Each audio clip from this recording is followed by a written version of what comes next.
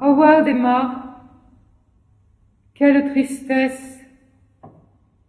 Et moi, qui ne suis plus tout à fait sa veuve, divorcée, remariée, je ne peux plus être sa veuve officielle. Je suis pourtant sa veuve éplorée, car qui d'autre que moi l'aura autant connue, admirée, aimée? Ah, si nous n'avions pas divorcé. Enfin, nous n'avons peut-être divorcé qu'à demi, et je me demande même si je ne suis pas bigame. Je n'ai pas reçu tous les papiers officiels. D'un état à l'autre, les informations circulent parfois mal. Mais la Californie m'a bel et bien remariée, veuve et remariée, éternellement veuve.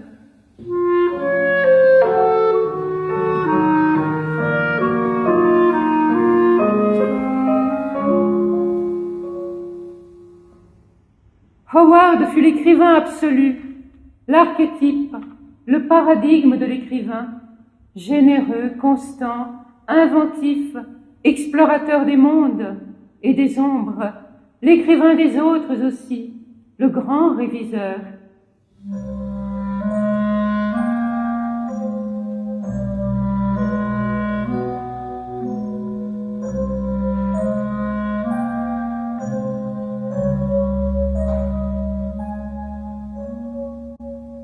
Le divorce, c'est moi qui l'ai voulu, car il me semblait alors que nous ne pourrions pas vivre ensemble à une telle distance et avec tant de différence.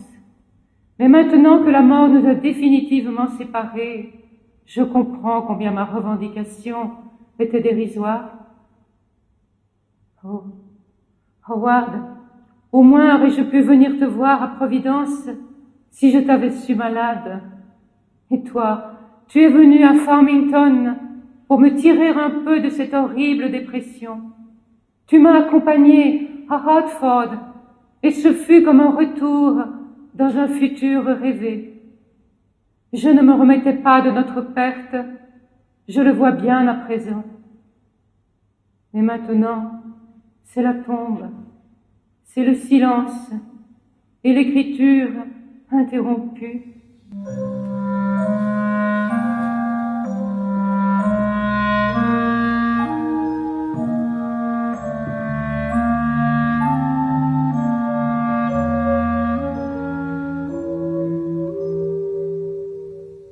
Howard, la mort nous sépare, et pourtant tu es là, plus intensément présent qu'à l'époque de nos retrouvailles, plus présent que jamais. La mort est-elle si peu, si fine, si légère, pour que tu sois désormais et pour toujours auprès de moi?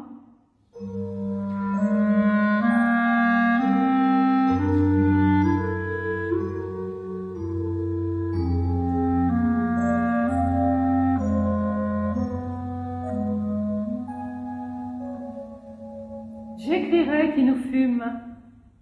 Oui, j'écrirai cette histoire que la mort a ouverte de nouveau, comme si se révélait un sens inaperçu, une opportunité nouvelle.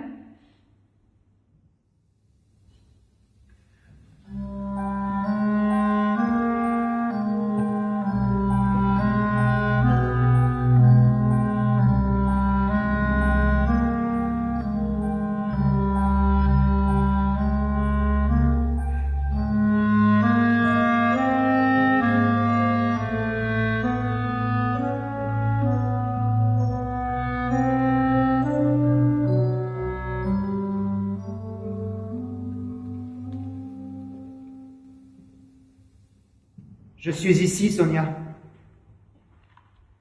Je resterai aussi longtemps que tu vivras.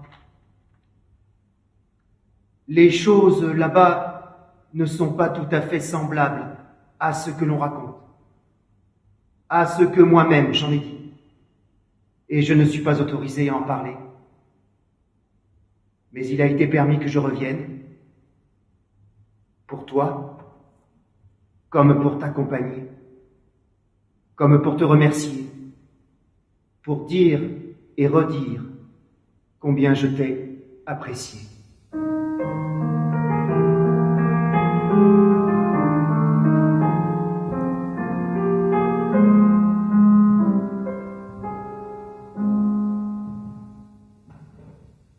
Le divorce me causa beaucoup de peine, mais je t'ai comprise.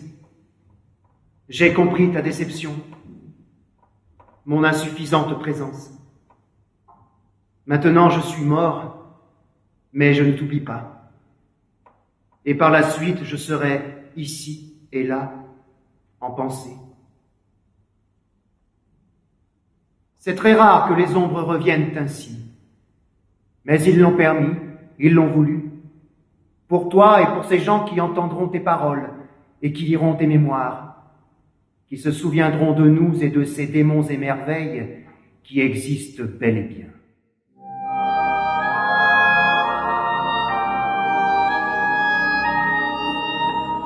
Oh non! Non, pas tels que je les ai décrits, mais plus merveilleux encore les uns et plus démoniaques que les autres. Sonia, tout n'est pas que matière, et ce que je sais désormais me ravit. Sonia, je suis ici. Je demeure ici. Je pars, mais je demeure ici. À Providence et ailleurs. La Providence, Sonia, la Providence. Souviens-toi de la Providence.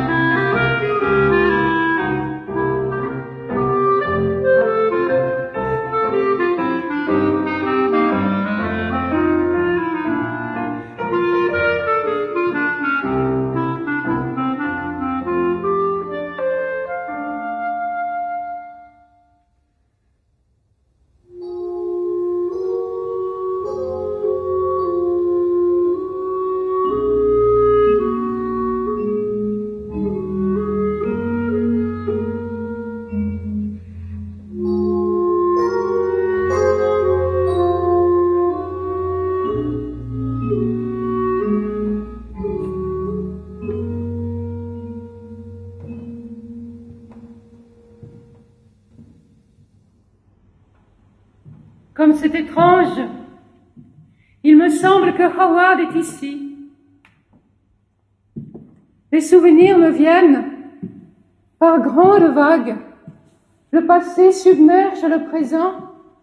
Le passé brille, éternel, anobli par la mort qu'il extrait du temps.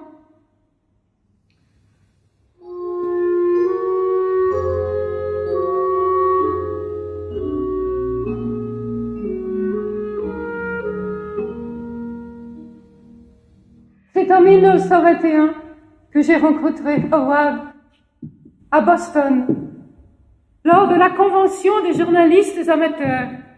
Mon ami James Morton m'avait introduite dans ce milieu. Jamais je n'oublierai ce moment fatidique, une rencontre. Je n'avais pourtant pas alors idée de ce qui s'en suivrait. J'accueillis même chez moi, à New York, une réunion du Blue Pencil Club, et les amis de Morton continuèrent de venir. J'ai été une sorte de trait d'union pour leur groupe. Et j'offris à Howard l'occasion de rencontrer Samuel Loveman. Je leur laissai même mon appartement un soir et je logeais chez une voisine. Cette voisine avait un magnifique chat persan, Félix, qu'elle apporta un jour chez moi. Howard, qui adorait les chats, s'en est pris aussitôt, et le chat vint se coucher sur lui en ronronnant. J'étais un peu jalouse de ce chat, mais ce fut l'occasion d'exprimer à Howard l'intérêt que je portais à sa personne et à son visage que lui n'aimait guère. Ce chat fit une sorte de lien entre nous deux, comme tous ces auteurs qui fréquentaient le Blue Pencil Club à une époque où la littérature revenait au premier plan. Il est vrai que c'était une période extraordinaire et foisonnante après cette guerre qui avait déchiré l'Europe. Ici, nous en avions éprouvé les retentissements par-delà les mers, à travers des remuements d'outre-tombe peut-être. Cela ne nous avait pas laissés indemnes, et la mort parlait, et l'au-delà nous fascinait.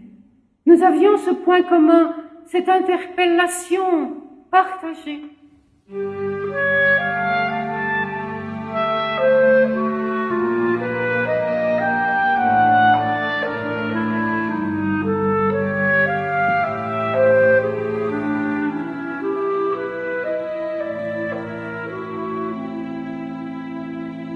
Qu'est-ce qu'une rencontre?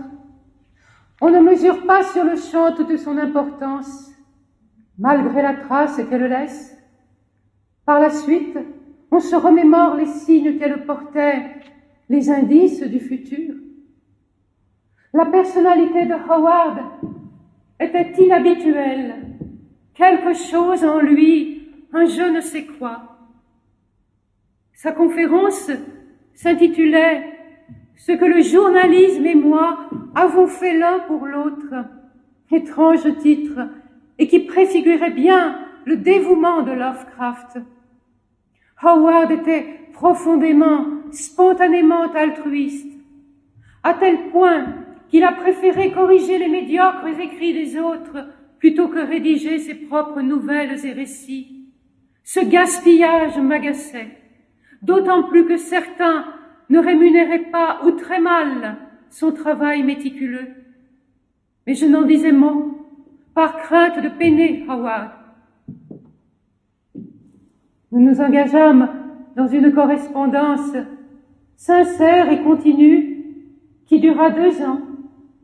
Nous étions parfois en désaccord, car certaines de ses convictions me paraissaient être des préjugés. Je le contredisais, et il ne s'en offusquait jamais.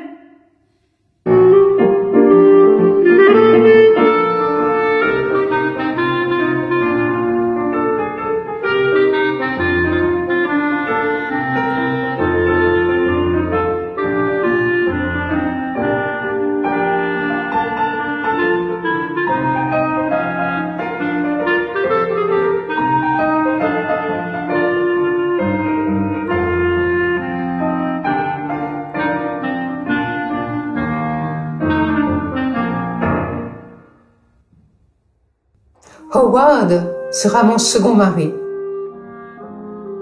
Le veuvage me pèse et Howard me fascine de plus en plus. Je perçois son génie et cela me plonge dans un état inconnu. Mon premier mari était plus âgé que moi de 10 ans. Avec Howard, c'est l'inverse. Mais lui à Providence et moi à New York, c'était un peu compliqué. Il fallait qu'il vînt habiter ici. Comment pouvait-il quitter Providence et ses tantes? Il ne leur a pas annoncé le mariage. Elles l'apprendront plus tard. Redoutait-il leur opposition?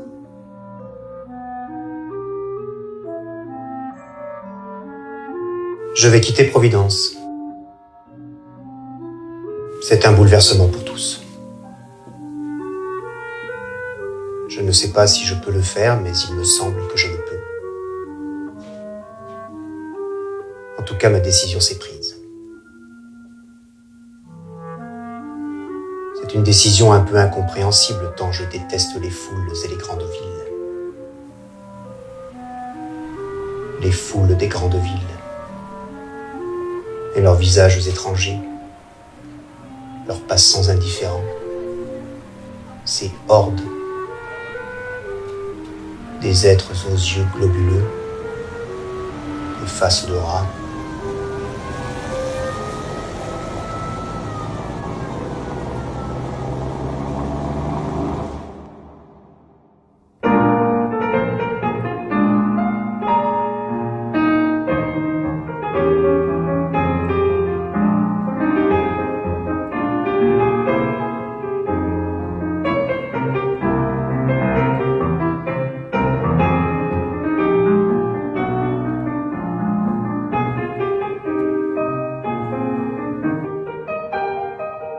Revenir en arrière,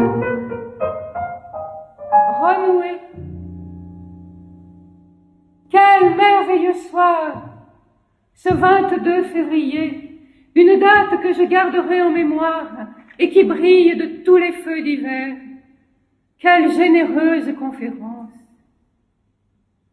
Howard venait d'ailleurs et je l'ai ressenti.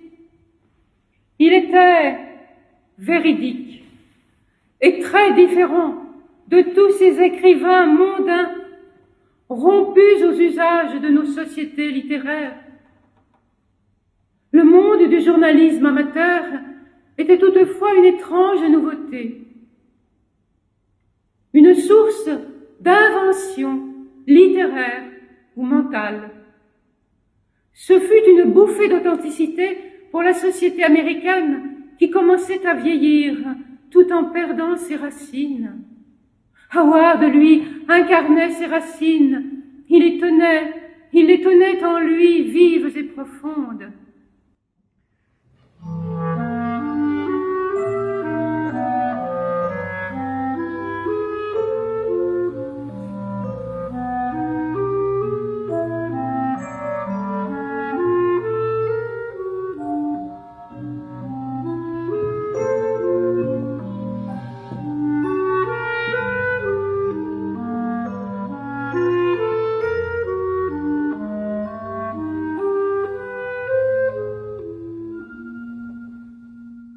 Je ne savais pas encore, mais Howard plongeait dans les tréfonds des siècles et des mondes, jusqu'à l'horreur. Il avait accès aux cercles inférieurs des démons et des sorcières.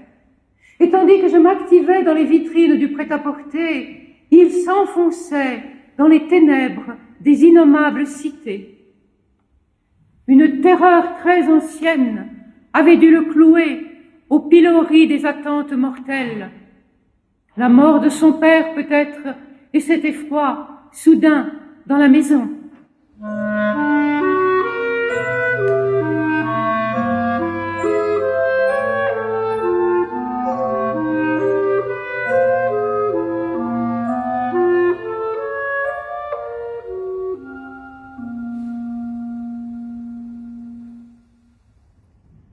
Une enfance dévastée, hantée par l'ombre paternelle, et cet impossible dialogue avec mon père devenu fou, interné à l'hôpital Butler.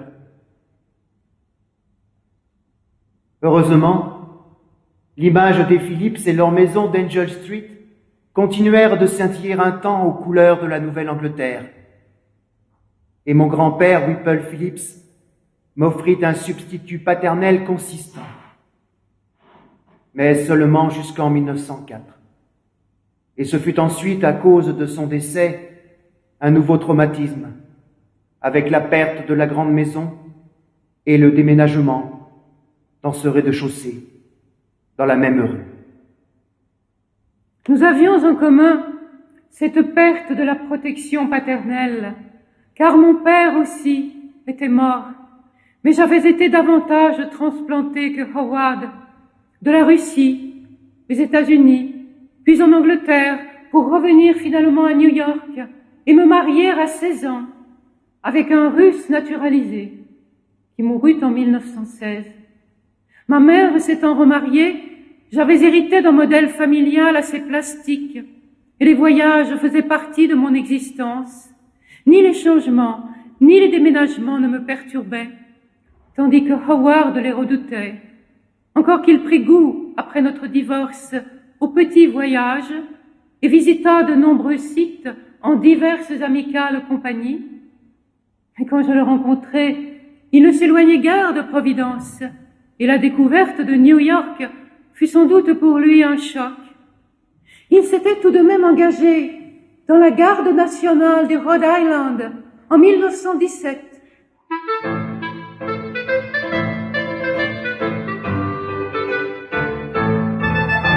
Hélas, sa mère était parvenue à le faire réformer. Il n'eut donc pas l'occasion de faire montre de son courage. Il en avait pourtant beaucoup. Il l'éprouva autrement, par ses incursions dans l'horreur, ses voyages infernaux, au-delà de la peur.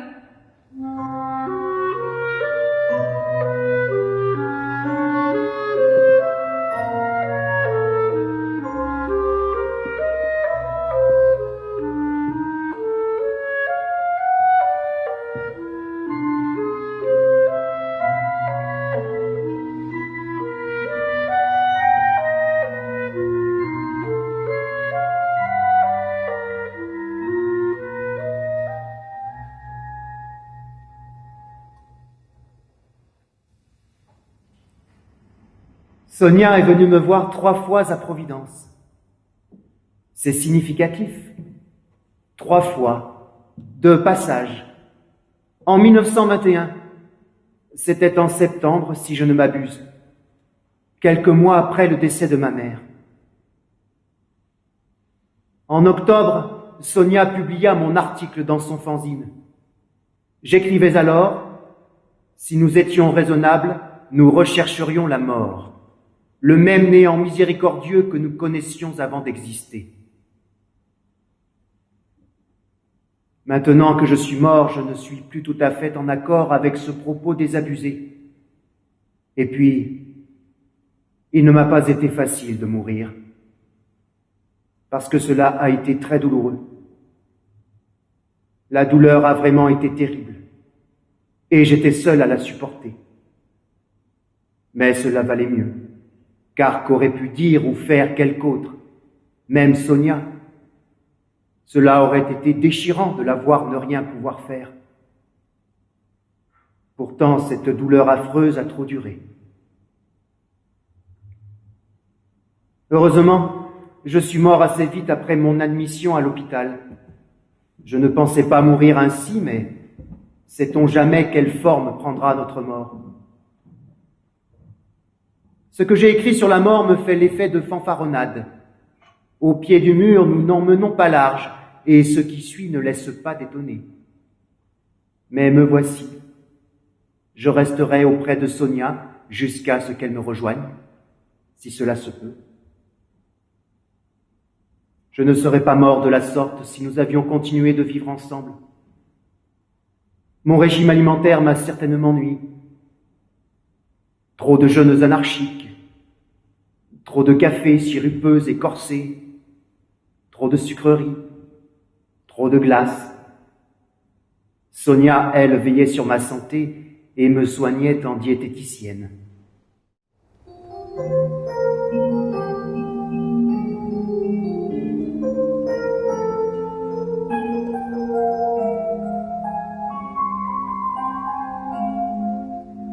Je l'appréciais beaucoup, et j'aurais dû la retenir, entendre ses raisons, ses conseils, mais je ne voyais pas les choses telles qu'elles étaient. Trop de certitudes m'encombraient, et ma vie s'était organisée autour de préoccupations précises et contraignantes. Je ne pouvais pas voir ce que Sonia me montrait. C'est ainsi. Les êtres se poursuivent et se manquent. Pourtant, Sonia me fut donnée comme un cadeau, comme une chance inaperçue, comme un bonheur négligé. Mais nous gardâmes un indestructible lien qui me reconduit ici, dans la veille prolongée.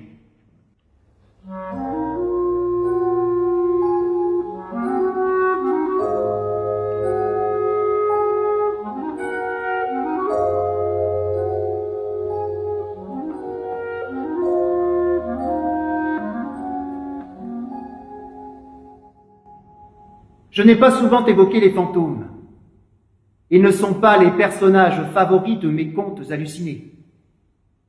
Je leur ai préféré les monstres et les sorcières, les êtres surgis des tréfonds obscurs, des replis cosmiques.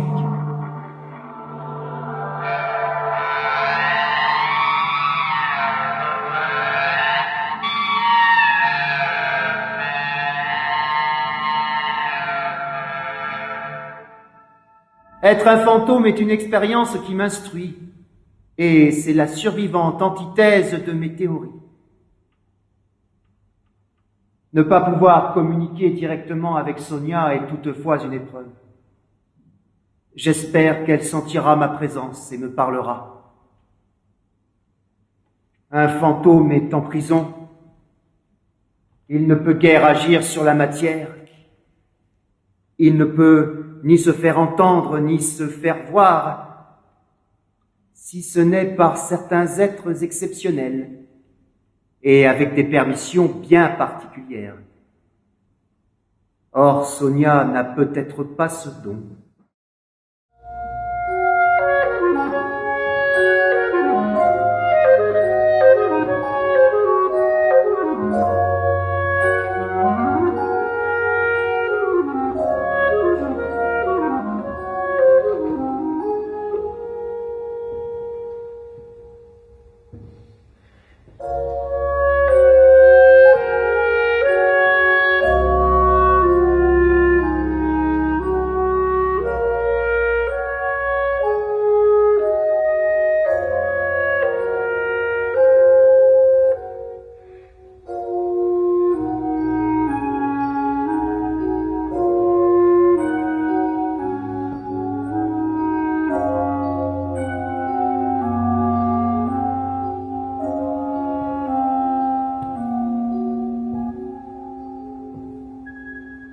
Comme c'est étrange. J'ai constamment cette impression que Howard est ici. Après tout, cela n'est pas impossible. J'ai lu qu'existaient des âmes errantes et qu'elles pouvaient revenir par attachement ou par devoir. Comme j'aimerais retrouver Howard, lui parler, l'entendre. Le son de sa voix me ravissait. La remémoration ouvre des perspectives innombrables.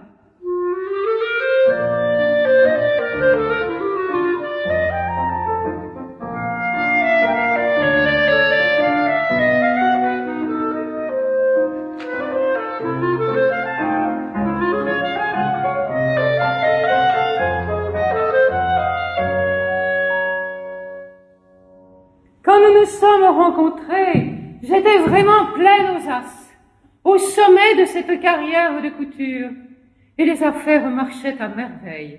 La mode battait son plein, cela impressionnait nécessairement, et j'ai réellement incarné ces femmes affranchies du nouveau monde et de la nouvelle mode. Et puis, c'est comme si notre mariage m'avait porté malheur. J'étais peut-être moins disponible, moins motivée. La vente et le commerce exigent une forte concentration sur la clientèle, un investissement constant et un fluide continu. Avec toi, tout a changé. Tu es devenu le centre de ma vie. Ta création m'a envahi, comblé. Ton génie m'a occupé. Et je pense que je me suis retirée d'un certain flux sans le savoir, sans le vouloir. Mon seul désir était que tu écrivisses.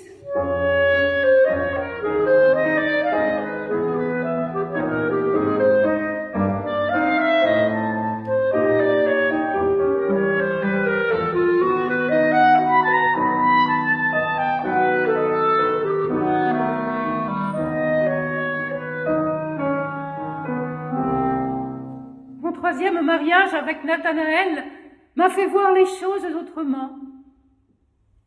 Et ta mort rend notre union indestructible.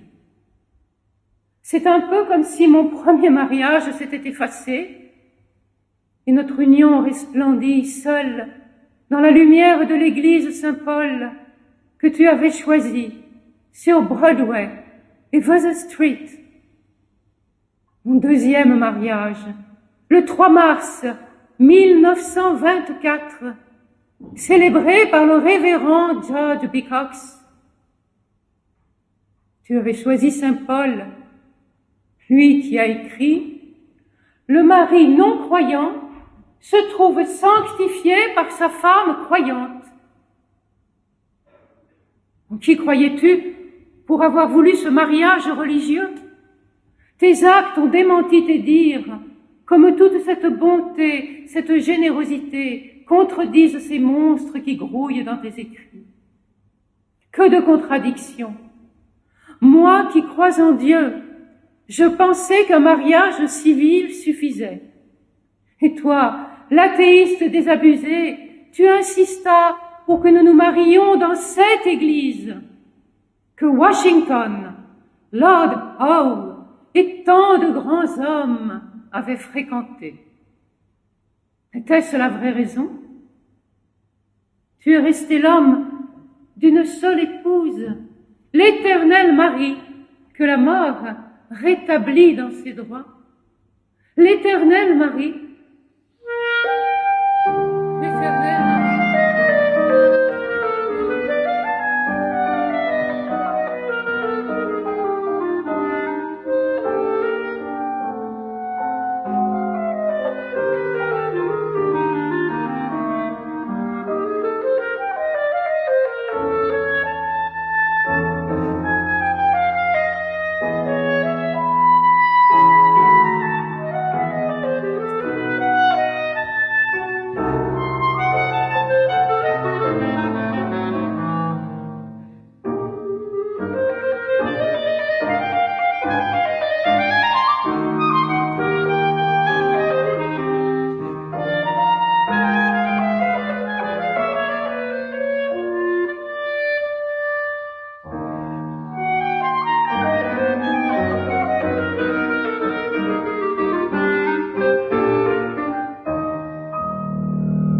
J'aimais mes vêtements. Pourquoi en changer? Sonia et quelques autres étaient étonnés par mon accoutrement. De vieux vêtements passent inaperçus. Ils disparaissent presque et ne contraignent plus. Ils forment une enveloppe parfaitement ajustée et neutralisée. J'aimais particulièrement ce pardessus qui me tenait. Sonia l'avait critiqué parce qu'il était vieux de 10 ans. Elle avait renouvelé ma garde-robe à plusieurs reprises. C'était dommage, et cela me dérangeait, mais j'acceptais. Comment refuser?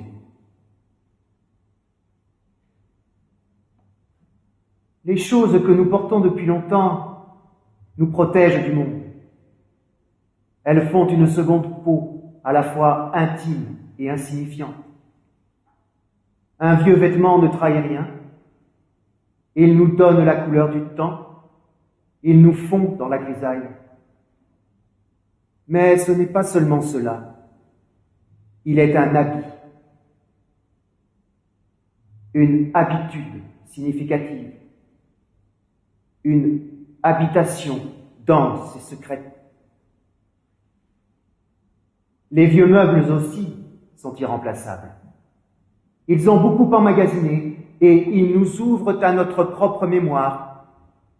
Inversement, tout ce qui est nouveau fait irruption et rompt le fil des profondeurs.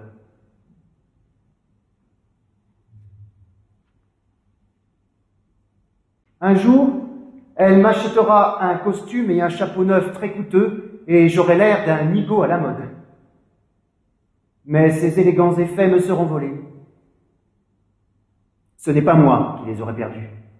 Et c'est bien ainsi, car Sonia en éprouvera moins de peine. Heureusement, je n'ai jamais jeté le vieux par-dessus, ni le costume élimé, et j'ai pu les porter de nouveau. Retrouver mes vieux vêtements m'aura rétabli en moi-même. C'est toutefois une façon pour moi de disparaître, et je me sens alors à mon aise, si je puis dire.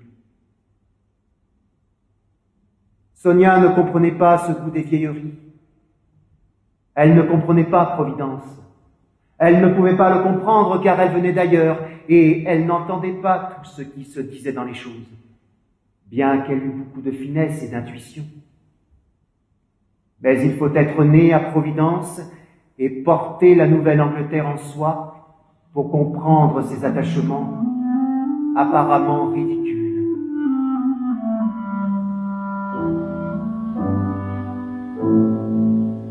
Le passé est là, je reste pourtant sur le rivage,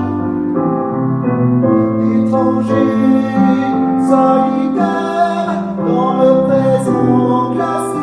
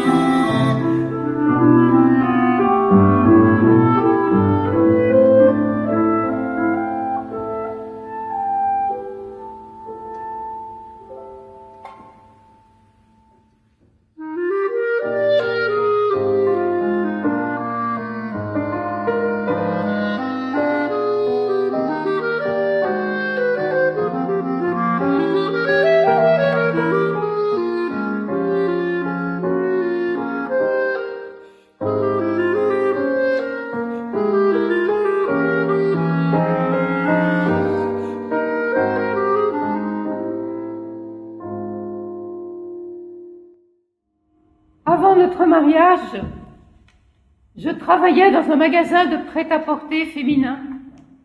J'étais copieusement rémunérée, plus de $10,000 par an.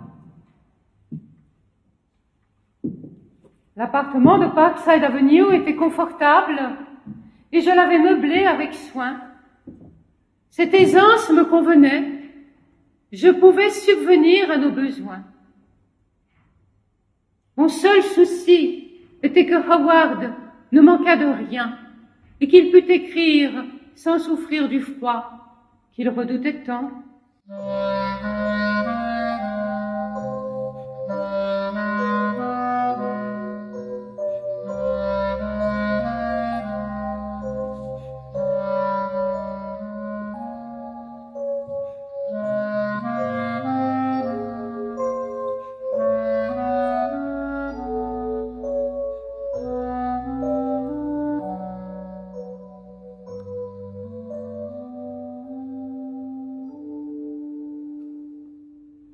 J'ai toutefois cru bon de quitter cet emploi pour ouvrir un magasin de chapeaux avec une amie.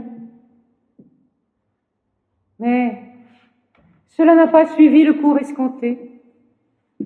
Après ce revers, le nouveau magasin que j'ai exploité seul à Brooklyn subvenait au début à nos besoins. Mais les affaires sont devenues plus difficiles et Howard a cherché un emploi. Il aurait dû obtenir celui de critique littéraire de la revue The Reading Lamp, et je ne comprends pas pourquoi il n'a pas été embauché. Ils ont laissé miroiter ce poste pour finalement le décevoir. Il avait entrepris quantité de lectures et de recherches à cette fin, mais en vain.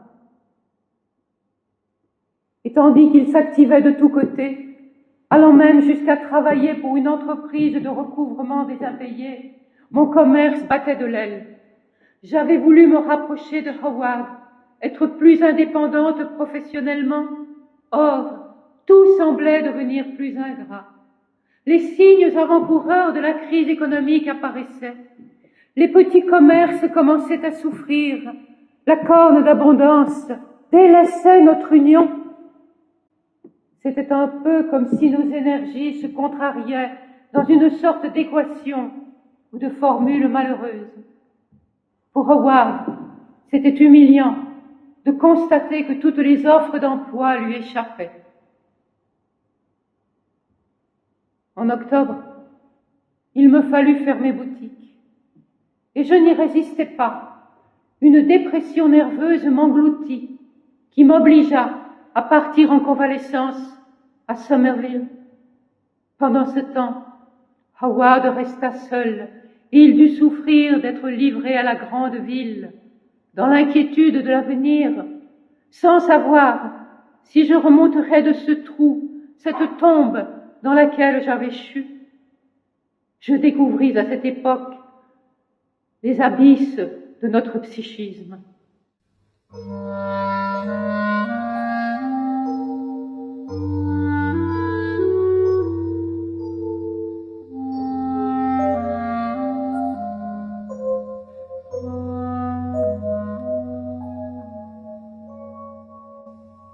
Je pensais constamment à Lovecraft, mais son image se laissait engloutir par les lourdes vagues de la démission. Reviendrai-je? J'en doutais. Mais cela prit fin avec l'hiver qui me ramena à New York pour liquider l'appartement de Parkside Avenue et accepter de partir pour Cincinnati, où j'avais trouvé un nouvel emploi qui nous sauvait de la pauvreté. Mais Howard ne voulut pas me suivre.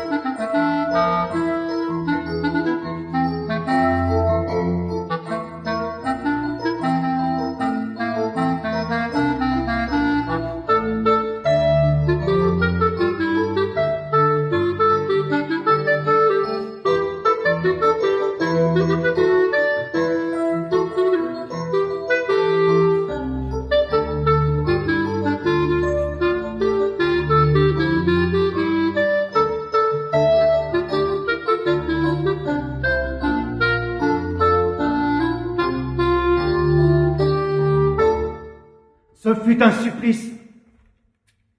Cette ville m'a brisé. Elle m'a fait éprouver ma misère et mon inutilité en ce monde décadent. Que d'espoirs déçus à la recherche d'emplois refusés. La rédactrice en chef de The Reading Lamp et surtout le propriétaire de Weird Tales surent abuser de moi en me faisant travailler pour rien. Jamais Henneberger ne me donna les $60 en espèces qu'il m'avait promis pour un travail rédactionnel fastidieux. Après maintes demandes, il me paya finalement d'un bon à échanger contre des livres. Rien qui put me redonner ma dignité. Les affaires de Sonia allant de mal en pis, je crus la perdre quand elle sombra dans la détresse nerveuse qui devait la conduire loin de moi. Qu'est-ce qui s'acharnait sur nous? Quelle transgression avions-nous commise?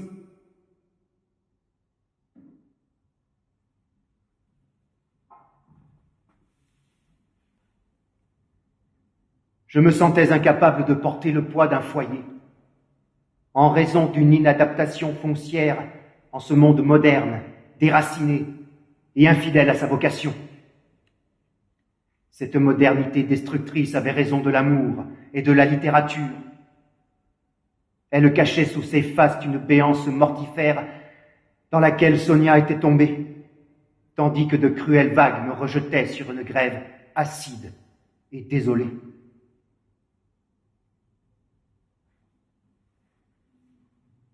Quand Sonia revint en décembre, j'étais pour ainsi dire mort, et il me semblait que je n'aurais plus la force de renaître à quelque perspective d'avenir que ce soit.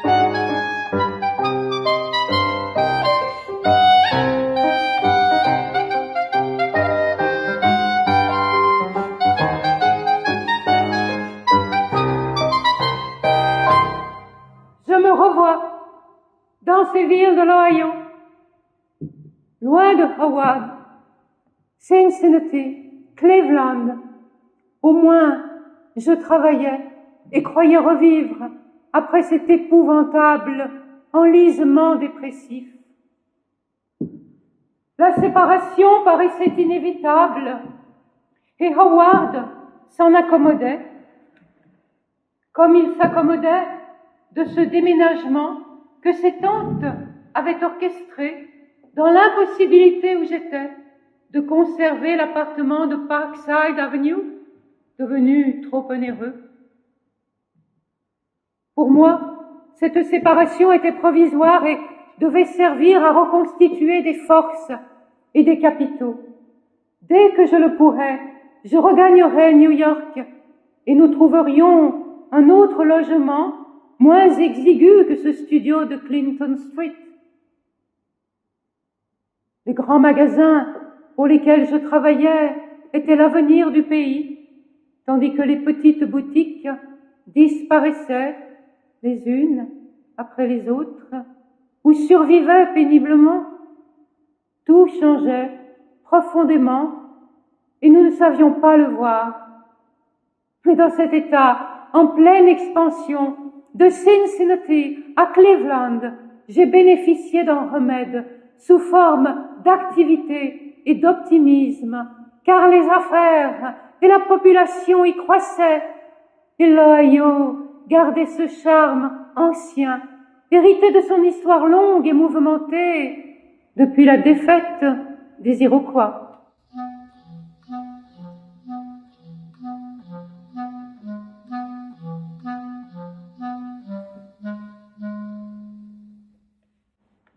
Nous aurions pu nous y installer à peu de frais, et Howard aurait pu s'appliquer à écrire ses histoires. Mais avait-il besoin des difficultés et du manque pour accéder au filon productif de l'épouvante? J'ai souvent pensé que le bonheur quotidien ne lui convenait pas. À cette époque, des opportunités s'étaient offertes à Lovecraft. Une agence de littérature anglaise lui avait proposé de la représenter. Et je déplore que ses amis du Calem Club et du Blue Pencil l'en aient dissuadé.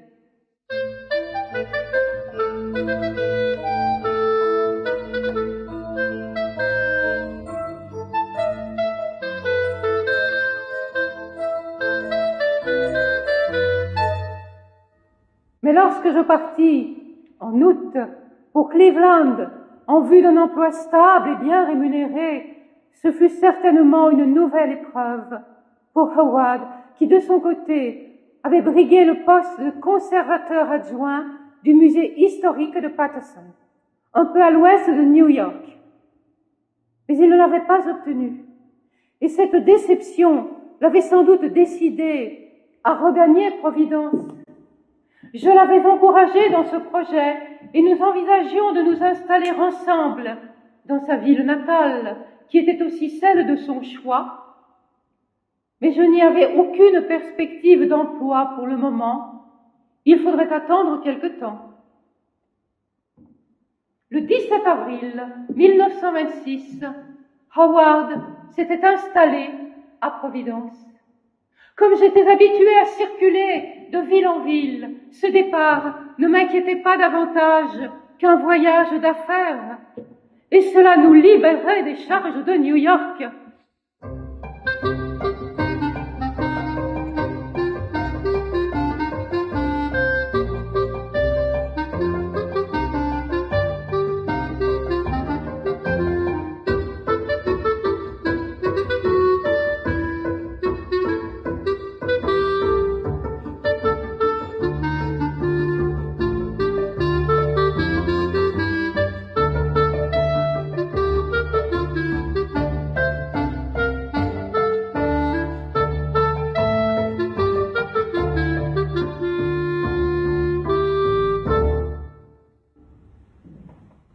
Providence, ô Providence. Revenir ici me rétablissait dans mes arcanes et labyrinthes. New York m'avait marqué et je n'étais plus le même. J'espérais un havre, mais l'absence de Sonia laissait une vacance endolorie. Jusqu'à quel point en avais-je conscience? Ce retour à Providence était celui d'un autre homme. Vérité que je ne voulais pas vraiment admettre et que mes tantes ne reconnaissaient pas non plus. New York et mon mariage m'avaient définitivement changé, mais cela ne revêtait pas une grande importance, car j'avais appris à voyager, et grâce à Sonia et quelques autres, je n'étais plus tout à fait étranger à ce monde qui m'avait tout de même apprivoisé. Le Calem Club vivait en moi.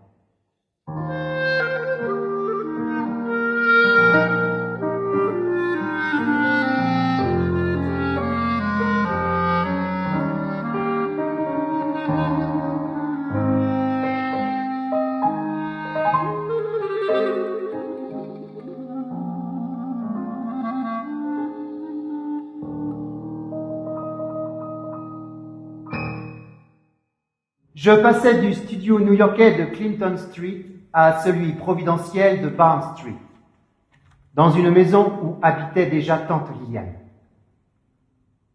C'était un assez grand studio dont la cuisine se partageait avec 2 autres personnes. Ainsi, la solitude m'épargnait de rechef, d'autant plus que Sonia me rejoindrait tôt ou tard, puisqu'elle envisageait de venir vivre à Providence dès qu'elle en aurait les moyens. Elle m'avait encouragé à revenir, puisqu'elle ne vivait plus à New York, où ma présence n'avait plus beaucoup de sens. J'avais tiré un trait sur mes espoirs de recrutement à la suite de ce refus de m'octroyer le poste de conservateur adjoint au musée. Les institutions ne voulaient pas de moi. Je ne représentais rien pour elles. Que faire dans cette situation ? Mes études incomplètes, ma réclusion ne me disposait pas au monde. Ma vie n'avait guère d'autre consistance que celle offerte par ces gens dont je révisais les histoires, par ces clients mauvais payeurs, par mes tantes et par Sonia. J'ignorais qu'il fallait savoir se pousser dans le monde, ou être poussé par quelques autres intéressés pour arriver à quoi que ce soit. L'ambition ne m'a jamais taraudé, ni l'envie, ni la convoitise.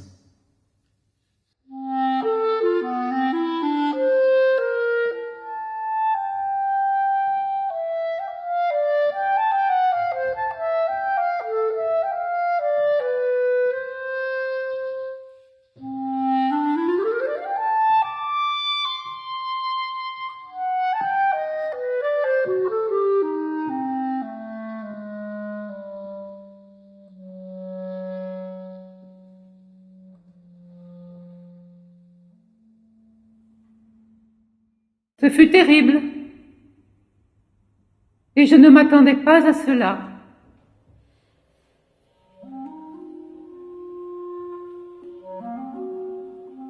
Comme Howard vous l'a peut-être dit, il est question que je m'installe à Providence, afin que nous puissions reprendre notre vie conjugale.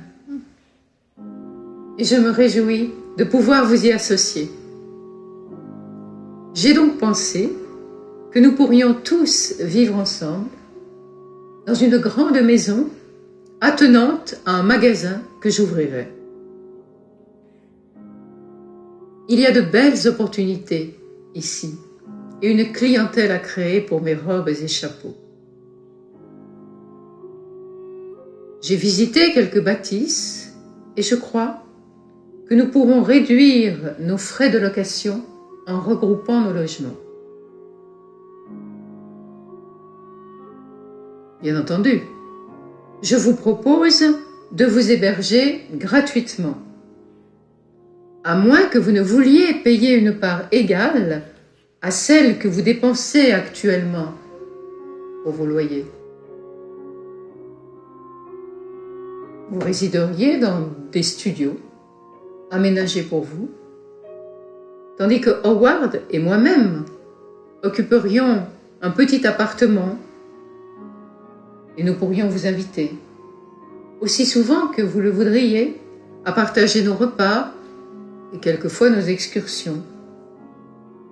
Un côté de la maison formerait le bureau d'études de Howard et mon magasin occuperait l'autre. Je comprends bien l'attachement de Howard pour ses tantes. Et le charme de Providence m'a conquise. La population y est fort courtoise et je ne doute pas de son intérêt pour mes créations. Ma chère Sonia, nous vous remercions, mais cela est tout bonnement impossible. Voyez-vous, Howard et nous-mêmes sommes des Phillips. Et nous ne pouvons envisager que la femme de Howard doive travailler pour vivre à Providence. Non, cela constituerait une sorte de déshonneur que nous ne pouvons envisager, ni pour Howard, ni pour nous-mêmes. Non, l'épouse de Howard, Phillips Lovecraft, ne peut entretenir son ménage, ni ses tantes. C'est au mari qu'il revient de subvenir aux besoins familiaux. Il est vrai que Howard a joué de malchance à cet égard. Non, c'est tout bonnement impossible. Tout comme vous, nous connaissons les grandes qualités de Howard et nous voudrions vous voir réunis. Mais dans ces conditions, c'est tout bonnement impossible. Ce serait une honte pour nous. Non, cela ne se peut. Nous devrons tous souffrir en silence.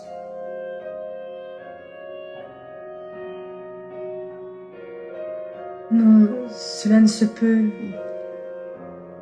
Et nous vous remercions. Nous aurions beaucoup aimé.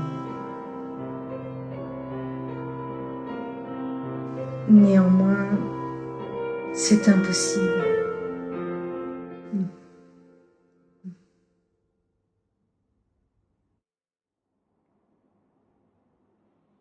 Howard ne disait rien. Lui et ses tantes avaient sans doute eu l'occasion d'évoquer ces possibilités de cohabitation. Ce refus, ferme et poli, me laissa atterrée, car ce projet me paraissait aussi raisonnable que salvateur. Howard et ses tantes vivaient dans une grande précarité, et notre union aurait fait notre force. Les tantes auraient pu m'aider parfois au magasin, et Howard aurait été entouré, soutenu, stimulé. Il aurait pu devenir mon associé et garder la tête haute pour continuer d'honorer la mémoire des Phillips. Je n'adhérais pas à cette conception de l'honneur, mais je me tus, bien que très attristée par le reflux de tous mes espoirs. Le silence de Howard me blessait, mais je respectais sa souffrance. Il avait essuyé tant de refus en cherchant du travail. Une fois encore, la séparation paraissait le mode obligé de notre relation. Je repartirais à New York et nous nous reverrions par intermittence. C'était dommage, mais cela ne nous privait pas définitivement l'un de l'autre. Seule la mort le pourrait. Et je gardais confiance, malgré ce rude coup.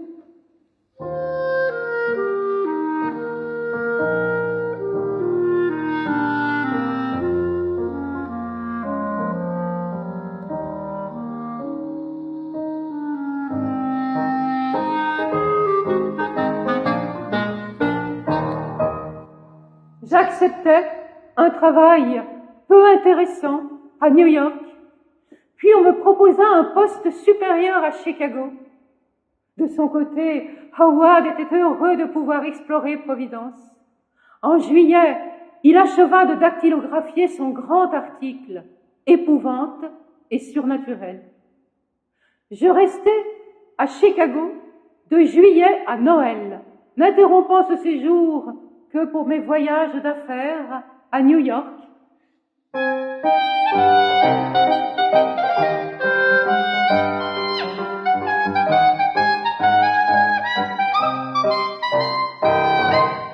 J'étais trop loin de Providence pour y effectuer de régulières incursions. Je m'octroyai donc un congé qui me permit de repartir en plein hiver pour passer Noël avec Howard. Hélas, le sort s'acharnait sur nous, car cet hiver fut glacial. Or, Howard ne supportait pas le froid. Mal nourri et peu vêtu, il ne pouvait rien opposer à cette chute des températures qui le tua presque sous mes yeux au cours d'une promenade.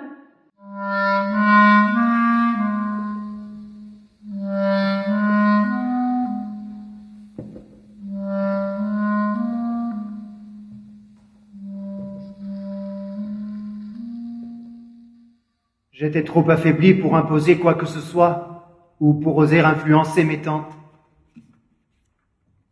La solution résidait effectivement dans ces rencontres intermittentes que tu voulais bien organiser, Sonia. Quelle patience, quelle bonté. Peu de femmes auraient supporté cette inféodation à des principes aussi désuets et aussi vains. Car que représentions-nous à Providence ? Nous ne fréquentions plus personne et qui parlait encore de nous. Les Phillips s'éteignaient et la folie de Winfield Lovecraft avait certainement nui à notre réputation. C'était dérisoire, et pourtant tu as respecté cela.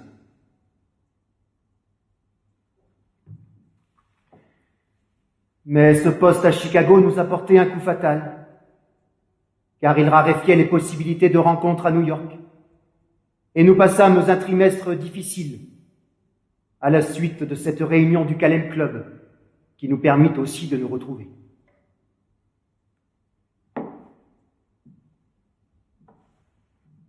Pourtant, tu es venu au cours de cet hiver glacial pour réchauffer un peu Providence. En vain. Ce fut une horreur à chacune de nos sorties, au cours desquelles je faillis geler, à Providence comme à Boston, où la neige arrivait jusqu'aux genoux. Mais l'hôtel Vendôme qui nous abritait était une splendeur victorienne. Et nous eûmes tout de même une occasion de promenade, car les trottoirs avaient été déblayés.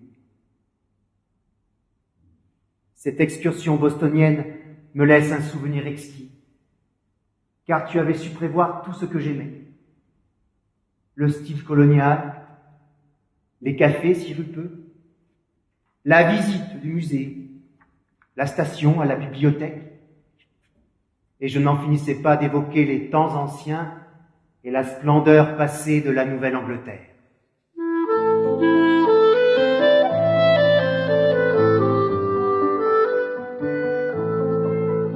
Le passé est là, je reste pourtant sur le rivage, étranger, solitaire, dans le présent glacé.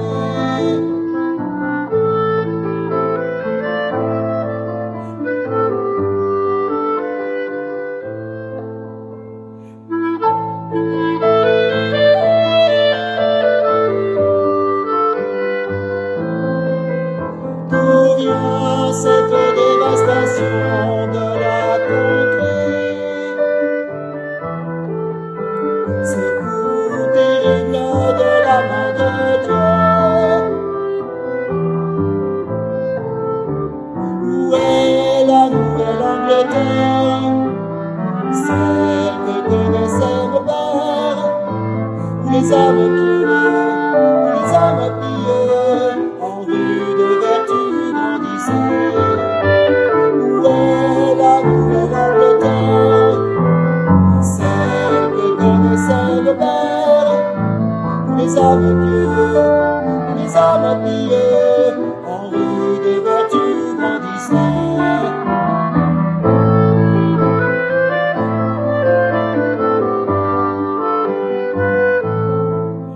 Le passé est là, je reste pourtant sur le rivage, étranger, solitaire, dans le présent glacé.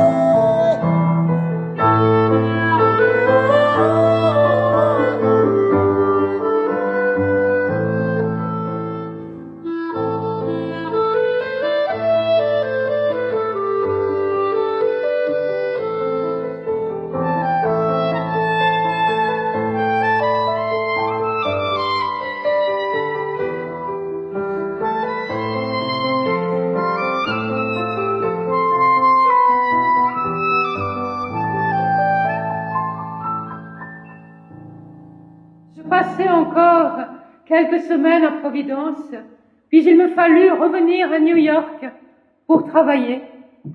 J'y louai un petit appartement et je récupérais la partie de mon mobilier de Parkside Avenue que j'avais entreposé dans un garde-meuble. J'avais démissionné et quitté Chicago. J'ouvris de rechef une boutique, non loin de ce nouveau foyer que Howard ne fréquenta guère. Notre vie conjugale se réduisit de nouveau à ces rames de papier couvertes de rivières d'encre expédiées par Howard et qui ne gonflaient guère ma solitude renaissante. J'avais appris qu'il entretenait également une correspondance avec Zelia Bishop et cela me déplaisait. Je sais maintenant que j'en éprouvais une profonde jalousie, mais à l'époque je ne voulais pas le reconnaître. Mon nouvel appartement rebattait les cartes de notre partie commune. J'avais continué d'envoyer un peu d'argent à Howard, profitant des occasions solennelles pour ne pas le blesser. J'avais beaucoup misé sur cette nouvelle boutique. Elle aurait pu constituer un nouveau départ. Mais pourquoi Howard n'a-t-il accepté de ne séjourner chez moi qu'en invité, comme un simple visiteur? Et je voyais Howard seulement quelques heures, tôt le matin, à mon lever, quand il revenait de ses balades avec ses chers amis. Et cette invitation qu'il a reçue pour Yonkers l'a éloigné du centre de New York et, cette fois, je n'en ai plus pu. Cet appartement n'avait plus de raison d'être, et même la boutique, tout cela ne rimait plus à rien.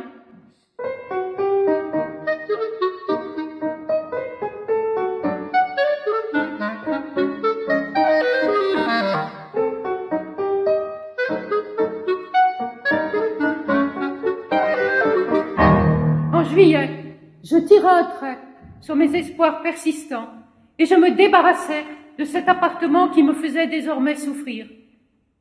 Peu importait la suite, je survivrais. Mais j'avais compris que nous ne pourrions plus jamais vivre ensemble. L'opportunité s'en était allée. Howard, devenu mon invité, cessait d'être mon mari. Il rejoignait la liste abondante de mes relations amicales. Nous continuerions de nous écrire, mais le bateau du mariage avait sombré dans ce nouveau lac d'indifférence. En réalité, j'essayais d'anesthésier une douleur aiguë, une plaie brûlante, car je voyais bien que Lovecraft vivait sa vie. Je me sentais désormais absente de la vie de Lovecraft, malgré ses lettres abondantes. Et n'y tenant plus, en décembre 1928, je vins à Providence pour lui demander de régulariser notre situation.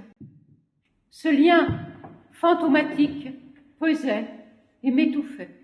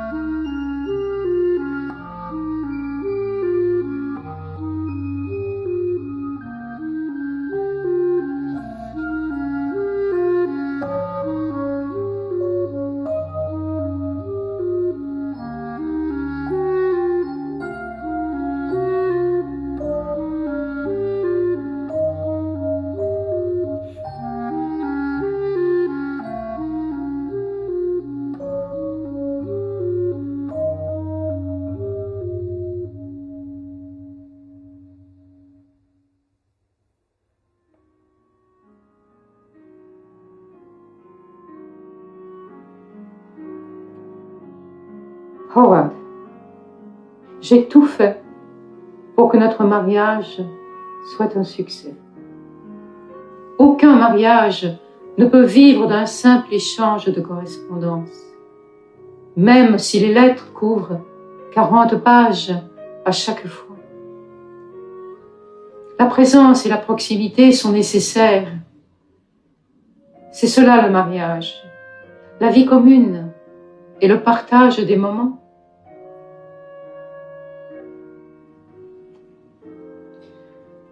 Sonia, je t'apprécie énormément.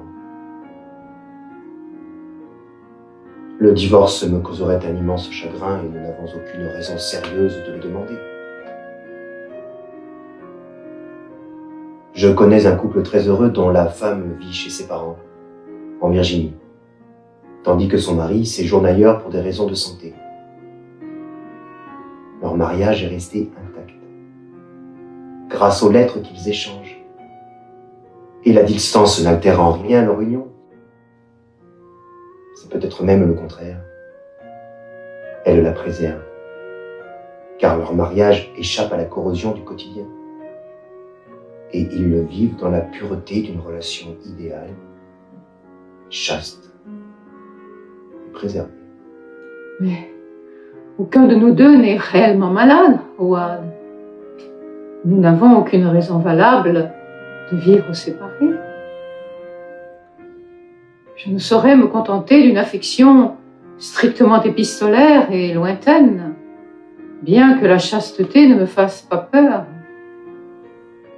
C'est une question de présence, de réelle présence.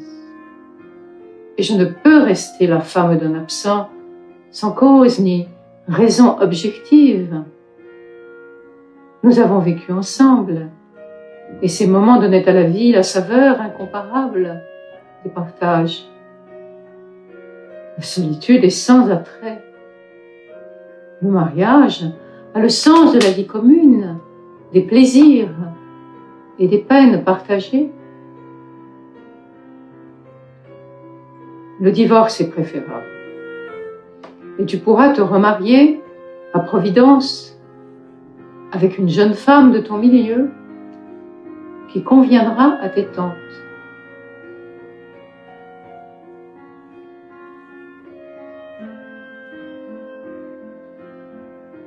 Je ne peux rester ta femme plus longtemps. Je ne veux pas vivre ainsi, Howard. Je ne peux plus. C'est une question de force et de survie. Je t'apprécie énormément, Sonia. Pourquoi divorcer Qu'est-ce qui nous y oblige?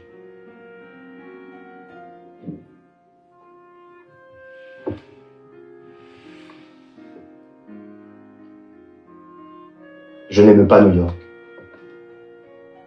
même si de brefs séjours y sont possibles, car ma vie est ta providence. Notre relation est au-delà de tous ces emplacements et déplacements. Pourquoi s'engoncer dans la vie domestique?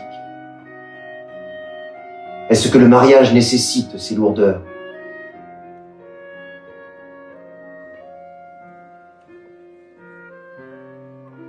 J'avoue pourtant avoir été choqué en arrivant à New York en juillet, pour découvrir que tu avais laissé ton nouvel appartement. Je ne m'attendais pas à un tel revirement. Cela m'a beaucoup peiné. Désolé. Dévasté.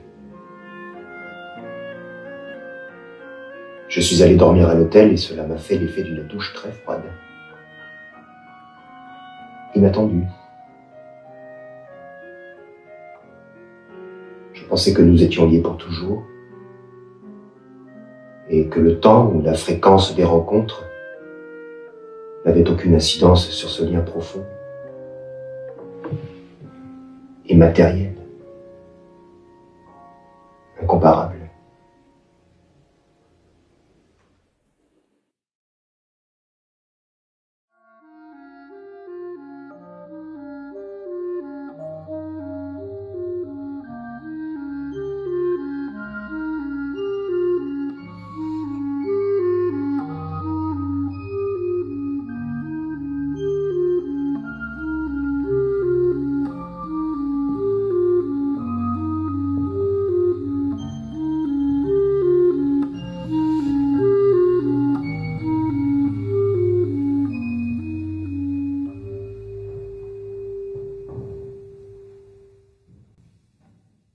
Maintenant, je mesure ma légèreté et l'inconstance apparente dont je faisais preuve. De mon point de vue, ce n'était que réponse à ton affairement new-yorkais. Il fallait bien que je répondisse à ma façon à ton éloignement. Tu ne le percevais pas ainsi. La distance a distendu nos liens au point de les rompre, malgré tout ce temps que je passais à t'écrire.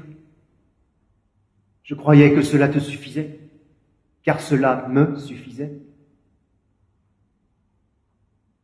J'étais déjà un fantôme, Sonia, et la correspondance mentale me remplissait de ta présence. T'écrire me prenait plusieurs heures dans la journée, autant d'heures que nous aurions passées ensemble, voire davantage. Je ne me souciais plus de l'avenir, car tu étais dans ma vie comme incorporé. Tu remplissais ce studio de Providence.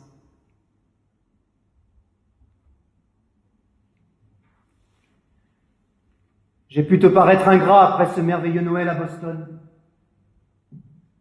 Mais je ne pouvais pas continuer à vivre de ton argent dans ces hôtels somptueux dont tu payais les additions ruineuses. Et tante Liliane me faisait discrètement sentir l'inconvenance de cet état. Et puis, je ne sais pas. Je ne voulais pas abuser. Je ne voulais plus peser dans ta vie. Et j'essayais de remplir suffisamment la mienne pour ne pas dépendre de toi. Je ne sais pas. Quelque chose s'était déplacé, effectivement. Je ne sais quoi ni pourquoi. Je ne me sentais plus chez moi en venant chez toi. Je ne voulais pas déranger, ni prétendre. Une impression différente, une étrangeté dans ma vie, dans la tienne. Et ce fut un terrible choc d'apprendre que tu avais laissé cet appartement où nous aurions tout de même pu nous retrouver à mon retour d'Albany. Oui, tout aurait été possible de nouveau ce 5 juillet. car pendant mon voyage sur l'Hudson, j'avais revu et retrouvé les moments de notre vie. C'était renoué avec le fil du temps et remonté jusqu'à toi. Je me faisais une joie des soirs d'été à venir. Oh, Sonia, quelle froideur soudaine. Et dans cet hôtel, j'ai cru fondre de tristesse.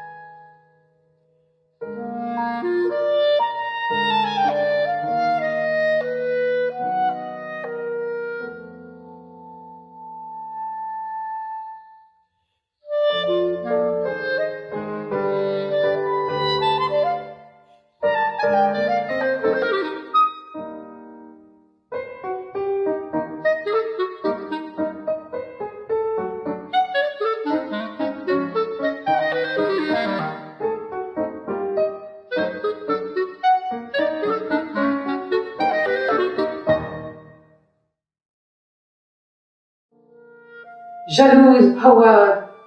Oui, j'ai été jalouse. Zélia Bishop. Tu lui écris. Tu révises ses nouvelles. Tu la rencontres. Et tu viens ici, en visiteur. Comment crois-tu que l'on puisse interpréter cela? Tu es un fantôme, Howard. Une illusion. Je vais m'en aller. Je quitterai les États-Unis. Je retournerai en Europe, loin de toi, loin de ton illusoire présence. Sonia, la jalousie. Je ne pensais pas que tu pourrais éprouver un sentiment de cette espèce. C'était une improbabilité. Zélia Bishop n'était qu'une cliente, et elle m'a toujours payé. 42 $ quand elle en touchait 45. Ses idées de départ étaient excellentes, et elle écrivait tout de même une bonne partie de l'histoire. Elle était très reconnaissante, toujours, et ce fut une de mes meilleures clientes. Une réelle connivence nous unissait dans l'écriture, sans plus. Je ne pouvais pas imaginer que tu prendrais quelque ombrage de cette relation. Mais je comprends maintenant. Cela a pu te faire penser au commencement de la nôtre, à ma révision de tes nouvelles, à notre correspondance. Tu as été ma première cliente et nous avons écrit Horreur à Martin Beach ensemble. Mais c'était vraiment différent. Qui aurait pu te remplacer?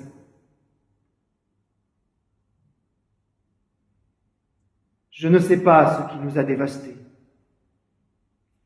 Le sort, les démons hostiles. Je ne croyais pas en l'astrologie, mais j'ai révisé mon jugement après ma mort, car j'ai cru comprendre que le scénario avait ses rouages. Il y a encore beaucoup de choses que j'ignore, mais je revois la suite des événements et je sens bien la résistance qui s'oppose à notre union. Elle ne dépend pas plus de nous que la rencontre. Et ce qui nous a poussés au mariage contre toute attente, inopinément. Nous devions vivre ainsi, Sonia, dans la littérature, pour la littérature, comme sacrifiés.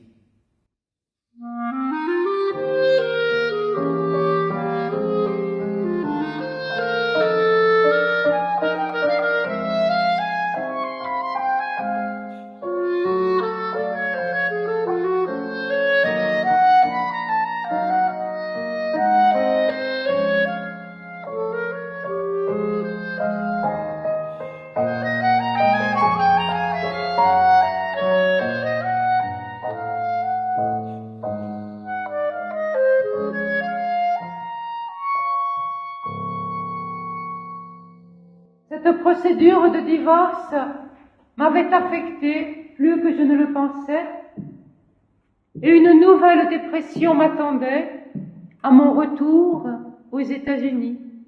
En 1933, je séjournais à Farmington pour ma convalescence, splendide cité du Connecticut où Howard me rejoignit.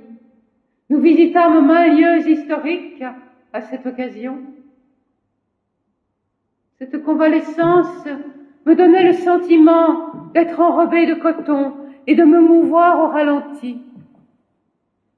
La présence de Lovecraft conférait à tout cela un sentiment d'irréalité, car nous étions séparés, divorcés.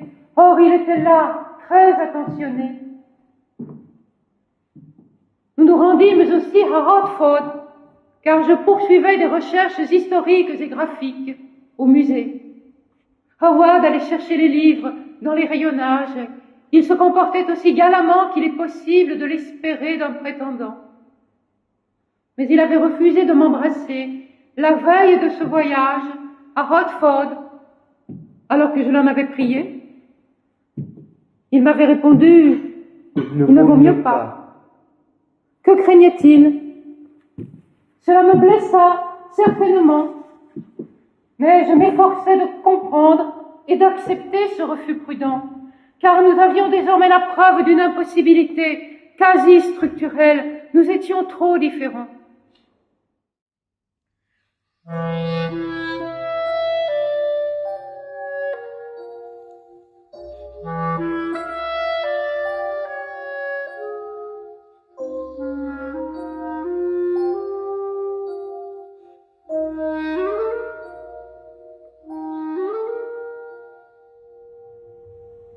Je ne revis plus Howard après ce séjour et je partis pour la Californie. Nous continuions notre correspondance, mais je brûlai finalement ces lettres après avoir rencontré mon futur nouvel époux. Howard avait trop d'importance pour moi. Il me fallait en finir vraiment pour revivre. Je cessai de lui écrire. Il n'avait pas ma nouvelle adresse. J'avais rompu avec la côte Est et Providence. Tout cela était enfoui. Mais la mort de Lovecraft, que Willard Dryden m'a apprise, a tout ranimé. Il m'a fallu presque 8 années pour oublier Howard, et l'annonce de son décès suffit pour le ramener quasi vivant. Comme je regrette d'avoir détruit ces lettres, il révélait des choses très importantes que je ne saurais reconstituer. Mais le passé afflue en grandes vagues, et le voici. C'est comme s'il ne pouvait plus me quitter. Oh, Howard, je t'ai aimé plus que je ne le pensais. J'ai voulu sauver mon existence, une certaine idée du mariage et de la présence. Mon actuel mari a toutes les qualités que je pouvais espérer rencontrer chez un époux. Et ta mort fait briller ta présence plus que 1000 étoiles assemblées.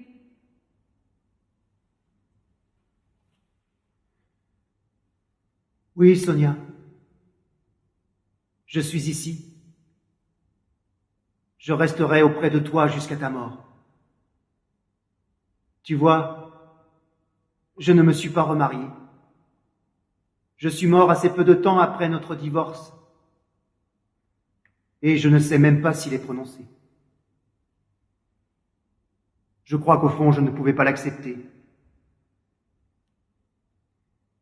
Je ne me suis guère soucié de la procédure après ce 25 mars 1929. Clifford Eddy a accepté de témoigner et puis je n'ai plus voulu m'occuper de cela.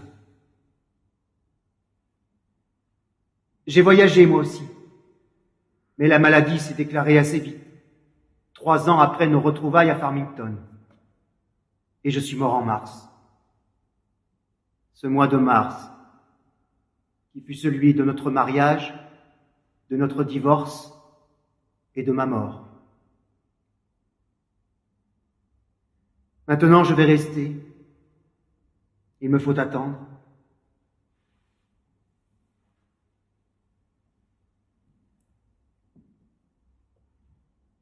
Je ne voulais pas t'embrasser à Farmington car je ne voulais pas retomber dans ces alternances douloureuses qui nous avaient ennuyés. Mais ma mort me fait voir combien j'aurais désiré le faire. Je resterai jusqu'à ta mort, Sonia. Ton mari mourra et toi bien plus tard. Tu mourras même après Zilia Bishop. Cela, je l'ai su et je sais combien de temps je vais rester encore.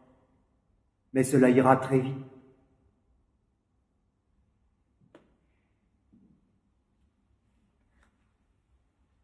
Tu verras beaucoup de choses que nous n'imaginions pas.